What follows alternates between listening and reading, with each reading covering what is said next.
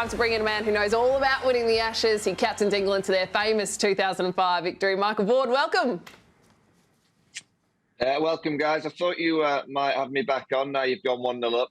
Of course, we couldn't help ourselves. Just wanted to rub salt into the wound. No, seriously, how lucky did you feel being there at the ground, witnessing one of the great Ashes matches? Yeah, I mean, it was a great 5 days. It was an incredible contest. The atmosphere is always good at Edgbaston, but it was extra special that first Test match. The Australian, I have to say, they've got a lot of support here. There was a huge segment of Australian supporters. They weren't quite making as much noise as the Holly stand. They were getting kind of a lot of pelters from the stand, but the cricket was exceptional. I mean, England play this extravagant brand of cricket, Bazball.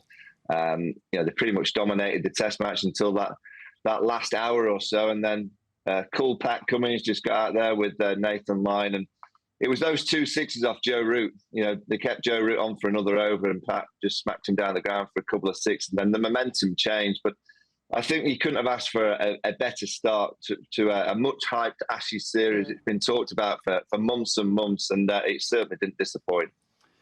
I'll tell you what, I thought you guys must be 1-0 up. Geez, you're talking it up, you Englishmen. We've got Ollie Robinson saying the Australians are scared. We've got Zach Crawley saying England are going to win the second Test match by 150. And we've got Baz McCullum saying they're going to be twice as aggressive. What's all this talk, Ronnie?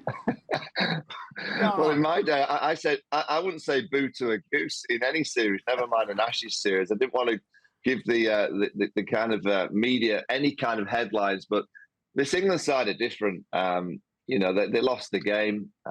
They came out with lots of different messages. You've mentioned the messages from some of the players, from the coach. The captain himself said it is about, entertaining the public. I think the Ashes is about winning. It's about getting over the line. It's about getting that little earn in your hand at the end. England have got to walk the walk this week. They've done the talking. I haven't really seen any quotes from any of the Aussies. I think they've just had a quiet few days. They know they've won a Test match, whereas England, it's almost like it's like they're heavyweight boxers, and in terms of when you go into a heavyweight boxing bout, you generally talk it up to try and get a few more pay-per-view subscriptions. England are doing that. Everyone's watching them. They've played a great brand for a year and a half now, and honestly, the whole country want to watch England play Test match cricket because they play great. But the country also want to see England win. And in the first Test match, they played this expansive game. Obviously, the captain declared on that first evening. I've never seen that before in Test match cricket when your best players 118 not out. In the second innings, they were dominated the game.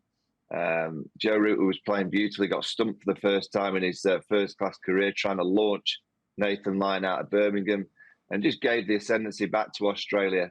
So I think England, they can talk as much as they want, and they're very good at that these days. They give the papers lots of info and lots of headlines, but ultimately it's about getting over the line. It's about getting the win, and England have to win at Lord's this week. So you're kind of saying, Vaughan, you want them to be a little less reckless in the second Test and more focused on winning it? Well, if you look back at the Test, Kath, England were just not sharp enough in the field. The reason why they lost the game, I don't think it was because of the declaration, but I do think it was because they were lacking sharpness in the field. They dropped too many chances. You just look at the no balls. Australia bowled 4 no balls. England bowled 24. That's just not sharp in terms of game practice. England opted to practice for the Ashes by playing golf for a week. I'd have loved to have seen them just play at least 2 days of cricket leading into a big Ashes series, but they've opted for that kind of relaxed approach. And it kind of showed in the field. They missed too many chances. They weren't quite sharp enough. And with the batting hand, you just know that they will give the opposing side a few chances because they play so many shots. So I think England will look back at the Test match and say, yeah, we played the right way. We played the Bazball way. That's what we're about. But if they're not asking themselves a few questions, just can they be a bit smarter at particularly when you get on top? Can you play smarter cricket just for a short period? I'm not asking them to play smart all the time because they won't do that. They'll play the Bazball way. But when you get on top against a quality team like Australia, you've got to be that little bit smarter. Vaughan, we spoke about the pitch conditions at Edgbaston where we thought England's best chance would be a greenish pitch which would suit their strengths, their seam and swing attack. But It seems like England are intent on producing dry pitches for this series, and I just cannot work it out for the life of me. I know it will suit their batting, but at the end of the day, they've got to get 20 wickets, and I think with the attack they've got and the attack we've got, are we going to see some more seam, some more grass on this pitch at Lords?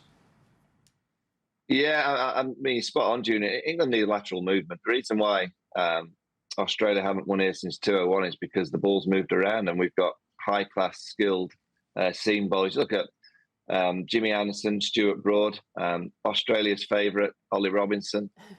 When they get lateral movement, you know, they're very, very difficult to face. And you know, Edgbaston, they had no lateral movement and no carry through to the keeper, which completely rules them out, really. I thought they bowled pretty well. I thought all the seamers on both sides, I've no idea how the bodies kind of woke up the day after the test match, because all the bowlers that were bowling on that placid surface had to put so much effort in. But I believe there will be a little bit more grass on the surface at Lords.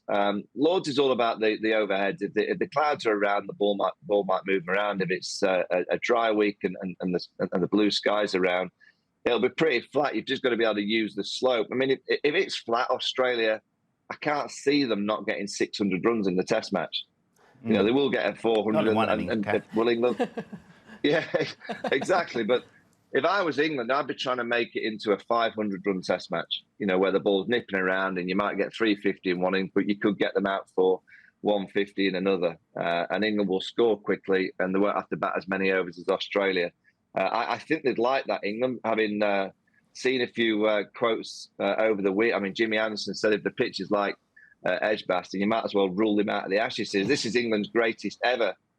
Talking about the pitch, that it is flat. He can't bowl on it, which is, I think it was a bit of tongue-in-cheek from Jimmy Anderson. Maybe the messages, particularly from Broad and Anderson over the last week or so, might have got the MCC ground staff just listening to produce a little bit of juice in the pitch. But you know, Lords, it's just all on overhead. If the clouds are around, they'll get some movement. If not, it's always pretty flat. So what do you think they're going to do selection-wise, England, for this second test? A strong feeling that Mark Wood will come into the side?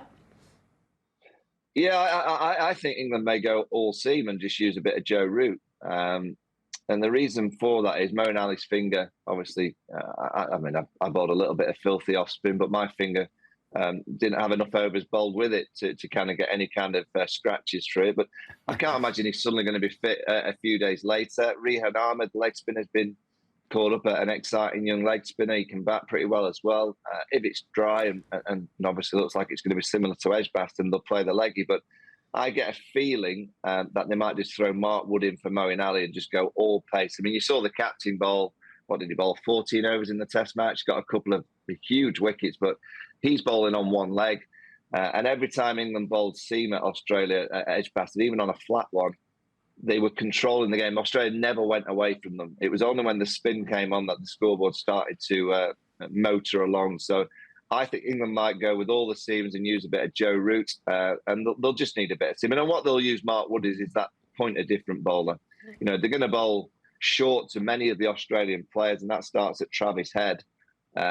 You know, you need a little bit of gas, you need a bit of pace, and that was lacking in Birmingham. Interesting, though, Brendan McCullum said Moeen Ali will play if he's fit. So if he is fit and he plays, do you think that's a wrong call?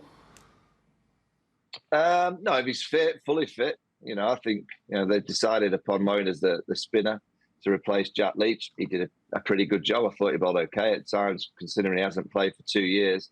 Got some key wickets, but I just can't see how his finger's going to be right. I just can't see how suddenly your finger's going to... He'll have some skin over that cut, but as soon as he starts bowling overs again, it's going to start to rip once more. So I just can't see how he's going to be fully fit. And if he's not fully fit, you can't play Moeen Ali. And I think the Australians are hoping he's fully fit, that he does play, because I think they'll be more worried about an extra seam bowler than Moeen Ali. But that's by the by. What about England's top order batting? How are you seeing that shaping up? Zach Crawley played well in the first innings. Duckett, I'm concerned about him, the way he just, you know, fishes for the ball outside the off stump against good quality bowling. I don't like his chances of making many runs. How do you see the top order?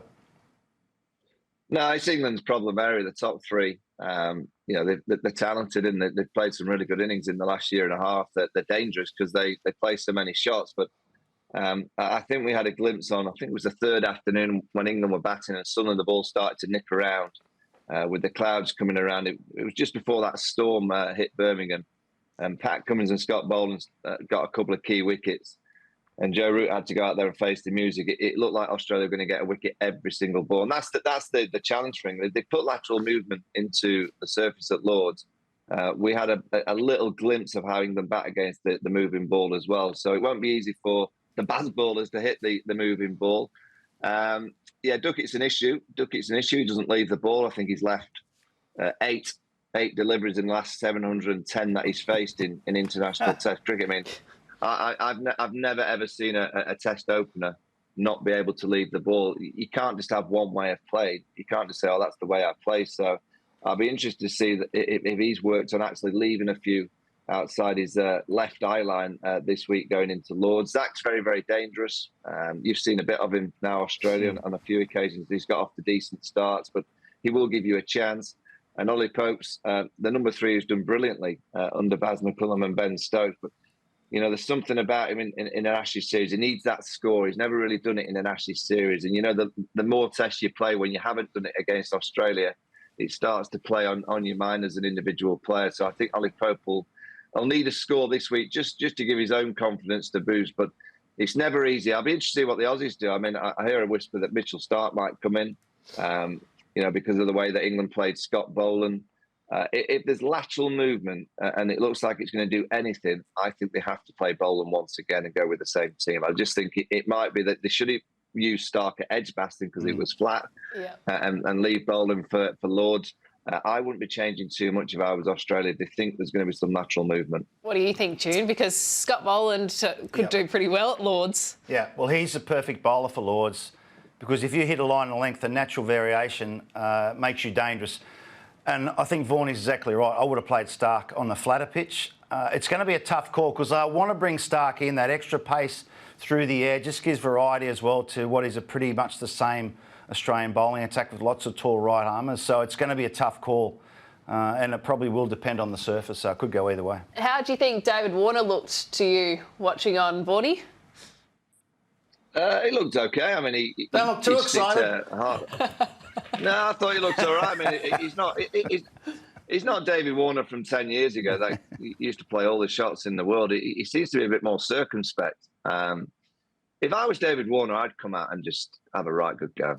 I'd come out buzzing and trying to get on top of England. Particularly, I thought at Edgbaston was a week where you could have gone after England because the ball did very little through the air. There was nothing there for them. There might be a bit more at Lords, so you might have to play, I guess, a little bit more circumspect. But, you know, that opening partnership from Australia, usually over the last few Ashes series, we haven't seen much of it. We saw a little bit more of it, particularly in that second innings when they got the Aussies off to a good start. The Aussies look okay. I mean, I think you said earlier, Junior, that the Aussies were nowhere near as good as they can be. England played a game, I reckon England played pretty well and lost. So if I was Australia, I would be delighted. Now they've had one opportunity to see the Baz bowlers and how they play. And I do think Australia got the tactics wrong in the first innings when they bowled. You know, they spread the field far too soon. And then they came out in the second innings. And actually, it was the clouds. And there was a rain delay.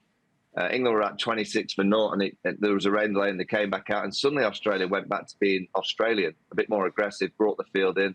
Yes, there was a bit of lateral movement, but straight away we were all upstairs in the combo and went, oh, hello, Australia starting to be Australia once again, and it could be an issue. So I would think Pat Cummins would have learnt a lot from that test match at Edgbaston, just how these Baz ballers play and how they come at you and the kind of fields that you can have. And I do believe as soon as a player comes out there, a new bat, you have to squeeze them. You know, you have to squeeze these England players because they will try and hit through the field. They're not going to try and just attritionally bat through peers. They will try and hit the ball through the field if you bring them in.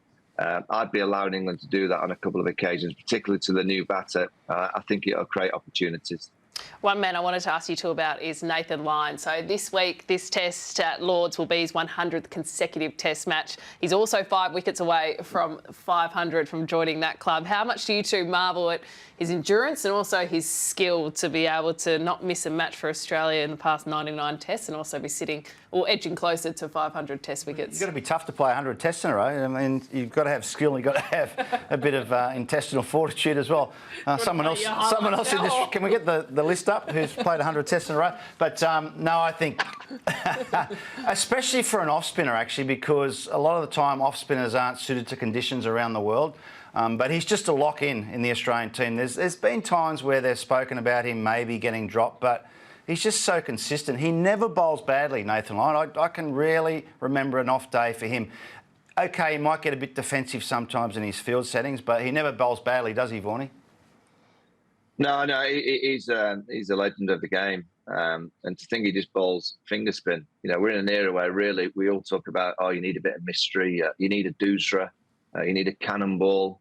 No idea what some of the other balls are called. What, the cannonball? Yeah, what is it? The caroom ball? What they call it? Yeah. Carom, I think. The carrot. A cannonball would be good. Straight at the toes. Yeah, he's quality. I mean, if you look at the way that he bowled on day one at Edgbaston, he got some key wickets. I don't think England's spinner would have got anywhere near doing the job that Nathan Lyon did on that first day. I think he potentially could be the difference between the two sides at the end. He's world class. England don't have a world class spinner, and we are having a bit of a heat wave in the UK. So you can leave a bit of grass on any of these wickets. If the weather stays as it is, that grass gets burnt off pretty quickly, and it will come down to obviously high class seam, but also your spinner. And that whip over, bit of you, Junior, wasn't it? That whip over mid-wicket off Stuart Broad, that little great flick. shot, wasn't it? Great shot. Yeah, come over to my side. Yeah, he's quality. He's got that bit between his teeth. He's at that stage of his career now that he's pretty much done everything. The one thing that's missing from a lot of these Australian players' careers is winning here in England. And I just feel that they've got, obviously, the start that they wanted. They look very tight. You know, it was quite at Edgbaston at the end of the game. I look at both camps, and England were just doing England things. They were being fine. I felt they were handling it quite nicely. But I looked into the Aussie camp, and I actually noticed Pat Cummins had got his dad into the dressing room straight away and was having a beer with his. Obviously, lost his mother recently. And you see moments like that, and you think, yeah, it's obviously very important. Playing cricket in the Ashes, but that's a special moment when you can get your father straight in the dressing room and just I don't know what the beer was, don't know what the brand was, but they had a nice beer together straight away. It was nice to see. It was something special brewing in this Aussie camp. Final word before we let you go, Vaughnie. Who wins the second test and why? Give us your prediction. Of course, you brought the bucket man. That's what it's all about, Kath, isn't it? Which way do I put? Oh, it's the other way. Other way. There you go. Not quite as good as a baggy green, but anyway. There you go, Kath. I know you like your fashion, and these are the things in fashion. You can't get these things in if you look on eBay and try and get an England bucket hat. I could make a few quid out of this one, and if they lose at Lords, I'm flogging it. I'm going to make some money. I can tell you something for sure. Junior and I would not be on eBay looking for one of those. Exactly. But hey, it's always good to see your face, even if you're wearing that bucket hat or not. We appreciate your time. We'll chat next time. See ya.